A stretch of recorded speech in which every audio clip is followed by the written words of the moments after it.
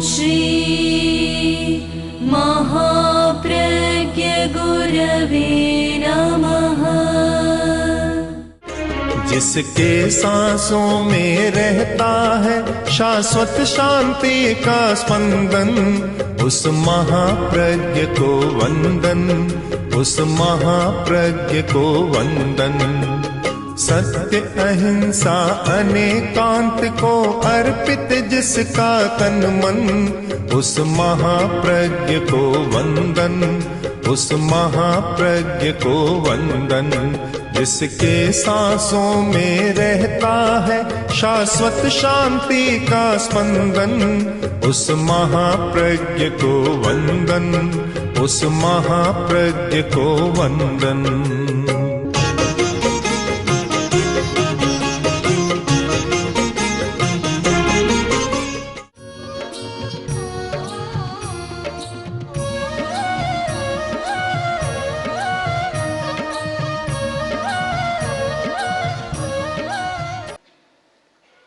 दो शब्द, एक भोग और एक त्याग।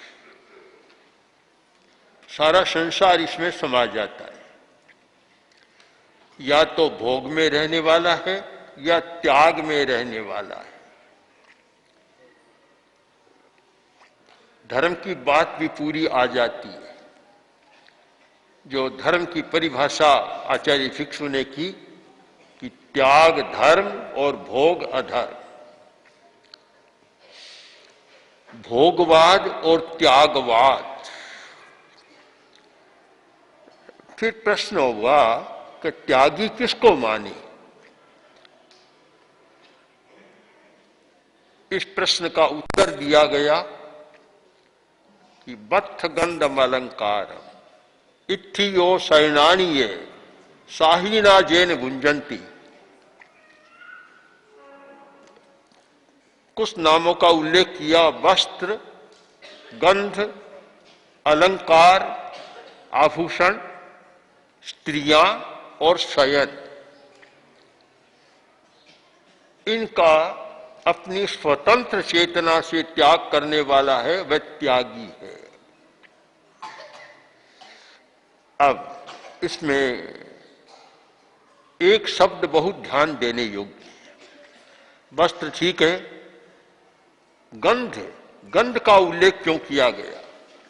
भोजन का नहीं किया, गंध का उल्लेख किया है। आभूषण ठीक है और भी सब साधारण है। एक गंध का उल्लेख प्रश्न पैदा कर रहा है कि गंध का क्या इतना है जो उसको भोग सामग्री के साथ लिया गया। इस पर विचार करें तो अध्यात्म के या योग के अनेक रहस्य हमारे सामने आ जाते हैं। एक रहस्योद्घाटन होता है कि सुगंध देवों को भी बहुत प्रिय है। जो कोई व्यक्ति देवता का आह्वान करता है, पहले दिया जलाता है, अगरबत्ती जलाता है। और हमने देखा एक व्यक्ति जब अपने इष्ट का आह्वान करता था, सारे कमरे को सुगंधमय बना देता था। इतनी भारी सुगंध वहां। सुगंध के बिना देवता नहीं आते, दुर्गंध में नहीं आते। आगम साहित्य में बतलाया गया, एक प्रश्न हुआ कि देवता कम क्यों आते हैं पृथ्वी पर, कारण क्या है? इसका उत्तर दिया गया कि पृथ्वी की जो दुर्गंध है 500 योजन तक, बहुत ऊपर तक वह दुर्गंध उछलती है और वहां आने से देवता घबराते, दुर्गंध में आना पसंद नहीं करते। अब मनुष्य तो सदा उसमें रहते, उन्हें पता नहीं लगता। जो सदा उसमें रहता है उसको तो पता नहीं लगता।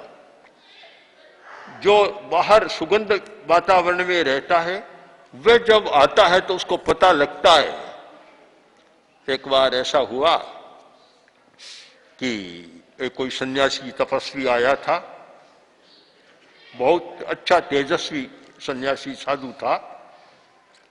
काफी ख्याति हुई, बहुत लोग जाने लगे। राजा भी गया। राजा को लगा कि साधु तो बहुत अच्छा है। उसने कहा, महाराज मेरी महारानियां तो बाहर आ नहीं सकती महल से, आप वहां जाएं, उनको दर्शन दें। दर्शन? सन्यासी बोला, दर्शन वहां महल में जाऊं?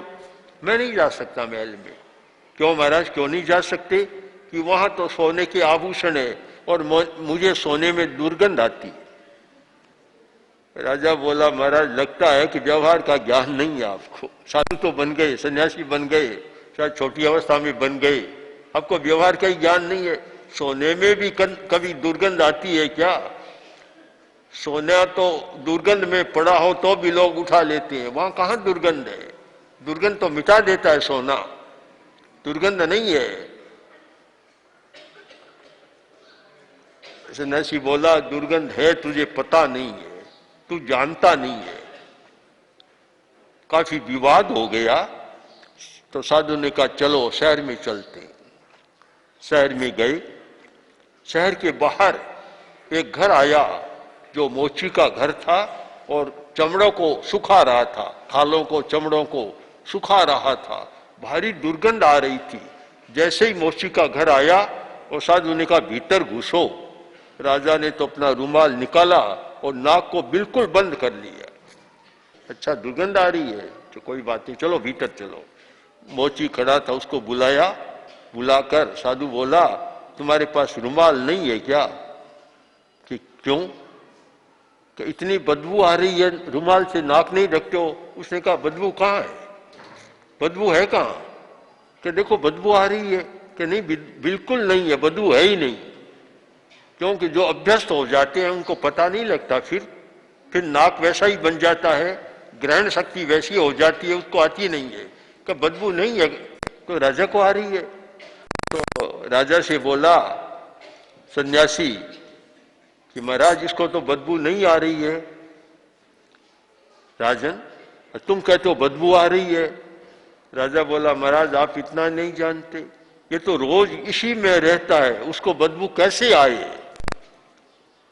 साधु बोला, अब तो समझ गए कि तुम रोज सोने में रहते हो, तुमको वह दुर्गंध बदबू नहीं आती। मैं तो बाहर रहता हूं, मुझे तो उसकी बदबू आती है। राजा का नेत्र खुल गया। तो गंध एक इतना व्यापक रहा है और सुगंध और दुर्गंध, अच्छा बुरा, प्रिय अप्रिय सारा रहा है। किंतु यहां भोग सामग्री के साथ न रूप का वर्णन, न रस का वर्णन, न शब्द का वर्णन। जो ज्यादा आकर्षक होते हैं रूप, रस, भोजन सारा, स्वाद, और इन सब का वर्णन, स्पर्श का वर्णन नहीं, केवल गंध को लिया। इसकी व्याख्या हम करें तो वर्तमान विज्ञान के अनुसार इसकी बहुत अच्छी व्याख्या हो सकती है। वर्तमान के वैज्ञानिक, ऑकल्ट साइंस वाले या दूसरे जो इस विषय के वैज्ञानिक बतलाते हैं कि गंध का संबंध हमारे प्रमस्तिष्क के साथ है। हमारा जो प्रमस्तिष्क है उसके साथ गंध का है। यानी मनुष्य के मस्तिष्क में 3 परतें होती है। एक आदिम युग की परत है एनिमल ब्रेन, पशु मस्तिष्क। पशु का मस्तिष्क दिमाग होता है और जहां सारी वासनाएं केंद्रित रहती है, काम, क्रोध, भय आदि आदि सारे वहां उस मस्तिष्क में होते हैं। और वह जागृत होता है तब आदमी भी पशु बन जाता है, पार्श्विक वृत्तियां जागती है। गंध का उसके साथ बहुत संबंध है, उस मस्तिष्क के साथ। जो आदिम मस्तिष्क है उसको वह सक्रिय बना देता है, उत्तेजित कर देता है। इसीलिए यह एक भोग सामग्री का महत्वपूर्ण अंग बन गया गंध। ये उत्तेजना करने वाला है, उत्तेजित करने वाला है और उस मस्तिष्क को सक्रिय बनाने वाला है, जागृत करने वाला है। इस सारे रहस्य के कारण सूत्रकार ने एक बहुत सुंदर संकलन किया और उसमें वस्त्र गंध, वस्त्र के बाद गंध का स्थान दे दिया। वस्त्र भी बहुत प्रभावित करते, वस्त्र का भी बड़ा संबंध है। जो व्यक्ति कपड़ा पहनते हैं उन्हें यह ज्ञान भी होना चाहिए कि स्वास्थ्य की दृष्टि से कौन सा वस्त्र पहनना अनुकूल है, साधना की दृष्टि से कौन सा वस्त्र पहनना अनुकूल है और प्रभाव की दृष्टि से कौन सा वस्त्र पहनना अनुकूल है। न्यायालय में न्यायाधीश जाता है, उनका वस्त्र काले रंग का होता है। न्यायालय में काले रंग का वकील भी पहनकर जाते हैं और न्यायाधीश का होता ही है काले रंग का। यानी काला रंग जज करता, सबका शोषण कर लेता है और वह न्यायालय के लिए वह ज्यादा अच्छा है, क्योंकि जब विज्ञान की दृष्टि से विचार करें तो अनेक रहस्य होते हैं। अभी अभी कुछ दिन पहले गंध के बारे में एक लेख आया था। कुछ वैज्ञानिकों ने ऐसे गंधों की खोज की है, जैसे परिवार में झगड़ा बहुत है, कलह बहुत हो रहा है, वहां कमरे में जाकर, घर में जाकर और उस गंध को छिड़क दो, सब झगड़ा शांत हो जाएगा, प्रेम भाव से रहेंगे। अभी शायद बाजार में नहीं आया, आ जाए तो शायद बहुत लोगों का कल्याण हो जाए। घर में झगड़े तो चलते ही है, जहाँ परिवार है, 10 आदमी साथ रहते हैं, 5 आदमी साथ रहते हैं और नाना प्रकार का चिंतन रुचियां होती है, तो बस छिड़काव कर दो घर में, सब शांत रहेंगे। ऐसे मंत्र भी है। मंत्र बात एक ही है, सब प्रभाव डालने वाले तत्व होते हैं। ऐसे मंत्र भी है कि जिसका पाठ करते जाओ, घर में शांति रहेगी, कलह झगड़ा नहीं होगा, परस्पर सौहार्द रहेगा, प्रेम बना रहेगा। और अगर गंध कोई प्रतिकूल आ जाए तो झगड़ा नहीं है तो झगड़ा पैदा हो जाएगा। घर में लाल लाल रंग बना दिया, झगड़ा नहीं है तो झगड़ा पैदा हो जाएगा। कोरा गहरा लाल कर दिया, लाल रंग की पुताई कर दी तो झगड़ा होने का कारण बन गया। तो ये गंध और वस्त्र हमें दोनों बहुत प्रभावित करने वाले हैं। किस प्रकार का कपड़ा, किस प्रकार की गंध, गंध वासना को भी उत्तेजित करती है, गंध क्रोध को भी उत्तेजित कर सकती है, अहंकार को भी कर सकती है, और ऐसी गंध है जो शांति का वातावरण भी पैदा कर सकती है। इसलिए गंध को भोग सामग्री में प्रमुख स्थान दिया। वस्त्र के बाद बत्थ गंधम अलंकारम, वस्त्र गंध। तीसरा है अलंकार, आभूषण। इसका भी बड़ा विवेक होता है। गहना पहनना एक बात है और गहना पहनने का ज्ञान होना दूसरी बात है। पुराने जमाने में एक कहा जाता था कि घोड़ा और हीरा अगर अच्छा आ जाए तो घर में निहाल आदमी हो जाता है और खराब आ जाए तो घर को डुबो देता है। तो गहने में भी बड़ा विवेक होता है। तो ये भोग सामग्री का जो चयन किया गया है, एक बहुत रहस्यपूर्ण ढंग से किया गया कि वस्त्र, गंध, अलंकार, ये सारी भोग सामग्री है जो वस्त्र का त्याग कर देता है। अर्थात वस्त्र का त्याग तो नहीं करता, त्यागी है, साधु है, क्या वस्त्र का त्याग किया है क्या? सब नहीं करते। कुछ मुनि अचेल होते हैं, तो बहुत सारे तो कपड़ा पहने हुए हैं, वस्त्र रखते हैं। वस्त्र पर विवेक, कौन सा वस्त्र रखना, या मतलब यह है कि वस्त्र का विवेक दिया गया कि साधु के लिए कौन सा वस्त्र उपयुक्त है। भगवान महावीर ने साधुओं के लिए सब रंगों के वस्त्रों का निषेध कर दिया।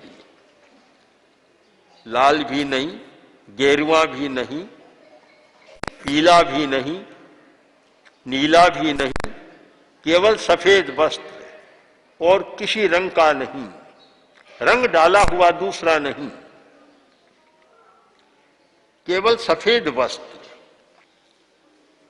कारण कि शुक्ल लेश्या सबसे बढ़िया लेश्या है। हमारा सफेद आभा मंडल शुक्ल लेश्या उत्कृष्ट लेश्या है। तो सफेद रंग जितना ध्यान में रहेगा उतना वस्त्र वह अच्छा साधना के लिए अच्छा रहेगा। इसका एक गहरा कारण भी है कि चंद्रमा का सफेद रंग, उपशम के लिए सफेद रंग जरूरी है। क्रोध उपशांत, अहंकार उपशांत, उपशम के लिए सफेद रंग जरूरी है। जब कोई चंद्रमा का भी दोष होता है ग्रह का, तो जानकार जो ज्योतिषी बतलाते हैं कि सफेद रंग का प्रयोग करो, मोती की माला पर जपो या चांदी का करो, सफेद रंग का प्रयोग करो।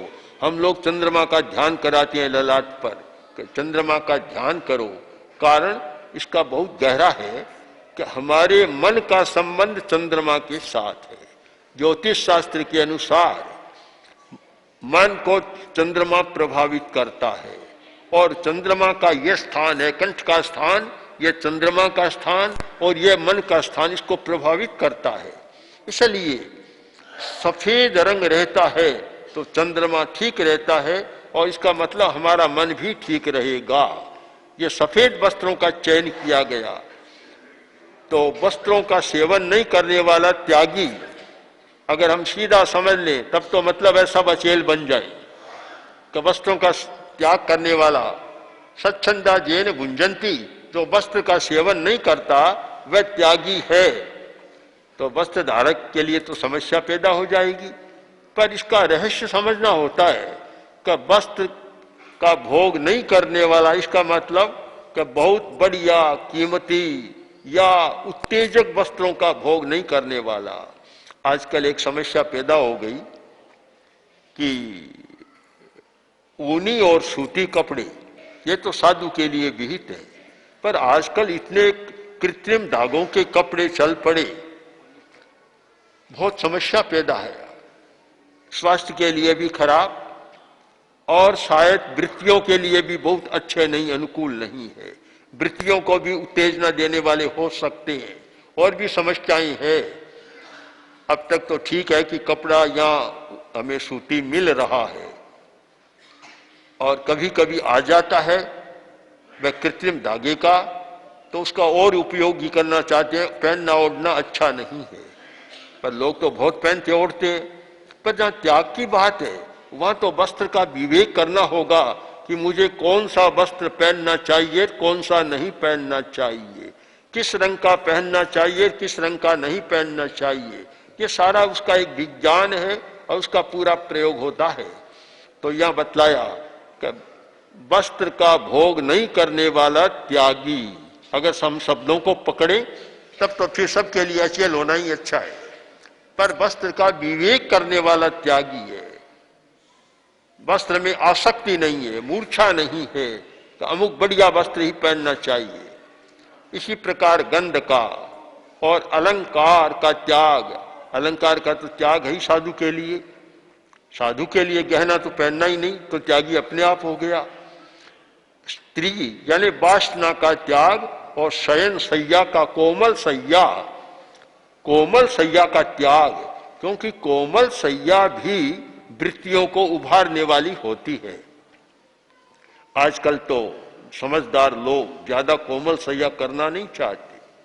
इसका कारण कि अगर रीढ़ की हड्डी को स्वस्थ रखना है तो कठोर आसन पर सोना जरूरी है, चाहे आंगन पर और चाहे खाट पाट कुछ भी हो, कठोर गद्दों पर सोना यह रीढ़ की हड्डी के लिए तो खतरनाक है। पर शायद बहुत लोग पसंद करते होंगे, अब तो कम करते हैं, शायद पसंद करते होंगे गद्दों पर सोना और वैसा प्रयोग करते हैं। पर जितने भी जानकार है आजकल, जो अस्थि विशेषज्ञ डॉक्टर हैं, उन सब का सुझाव रहता है कि कड़े आसन पर सो जिससे रीढ़ की हड्डी ठीक रहे। और गद्दों पर, खूब कोमल पर गद्दों पर सोना शुरू किया तो रीढ़ की हड्डी को खतरा पैदा हो जाएगा। ये 5 नाम जो गिनाए हैं, ऐसे तो भोग की बहुत सारी वस्तुएं हैं, किंतु एक साधना की दृष्टि से इतना महत्वपूर्ण चयन किया गया है कि वस्त्र, गंध, अलंकार, काम वासना की स्थितियां और शय्या, इन 5 का विवेक रखने वाला है और इनके जो दोषपूर्ण है उनका त्याग करने वाला है, वह उसका नाम है त्यागी। त्यागी, उसको त्यागी कहा जाए। ये त्यागी की एक सुंदर परिभाषा दे दी कि जो व्यक्ति इस प्रकार की भोग सामग्री का त्याग करता है त्यागी है। अगर दूसरे शब्दों में पूछा जाए कि स्वस्थ कौन, तो भी इसका उत्तर मिल जाएगा। पूरे 5 सूत्र स्वास्थ्य पर भी लागू होते हैं कि स्वस्थ कौन, जो इनके का संयम पूर्वक प्रयोग करता है वह आदमी स्वस्थ रह सकता है, इनका असंयत रूप में प्रयोग करता है वह स्वस्थ नहीं रह सकता। तो एक आध्यात्मिक व्याख्या, एक स्वास्थ्य परक व्याख्या, और भी न जाने कितनी व्याख्याएं हो सकती हैं। हम इन रहस्यपूर्ण सूत्रों पर मनन करें तो जीवन का रास्ता बहुत अच्छा और प्रशस्त बन सकता है। अहिंसा से जीवन बदले, अहिंसा से जीवन बदले। जन गण मन वीणा से मीठा मीठा स्वर निकले, अहिंसा से जीवन बदले, अहिंसा से जीवन बदले। जन गण मन वीणा से मीठा मीठा स्वर निकले, अहिंसा से जीवन बदले, अहिंसा से जीवन बदले।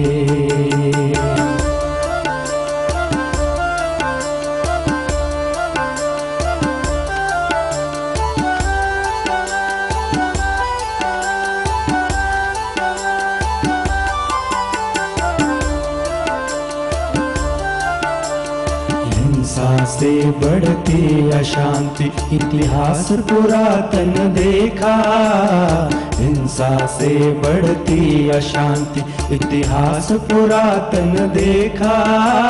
निरपराध कितने लोगों का खून बताता लेखा। आवश्यक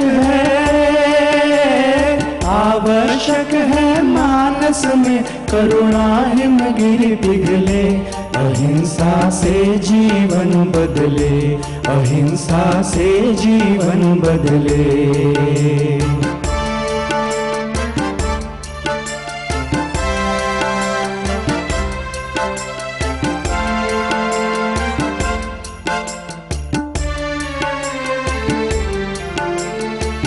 निर्माताओं ने क्या ऐसा सोचा था मन में, बम निर्माताओं ने क्या ऐसा सोचा था मन में। वातावरण विषाक्त प्रदूषण भर देगा जीवन में। हिरोशिमा नागासाकी दृश्यों से दिल दहले, अहिंसा से जीवन बदले, अहिंसा से जीवन बदले। जगद्वन्द्य स्वामी विशद चरितो नाम तुलसी। जगद्वन्द्य स्वामी विशद चरितो नाम तुलसी।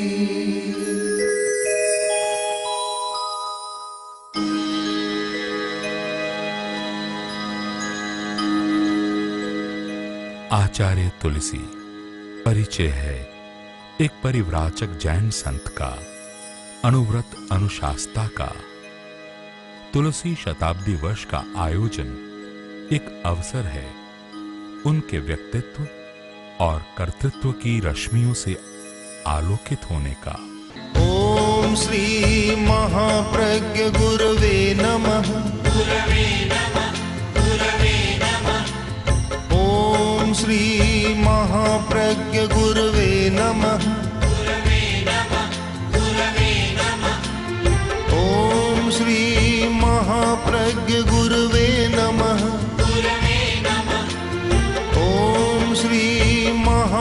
महाप्रज्ञ गुरवे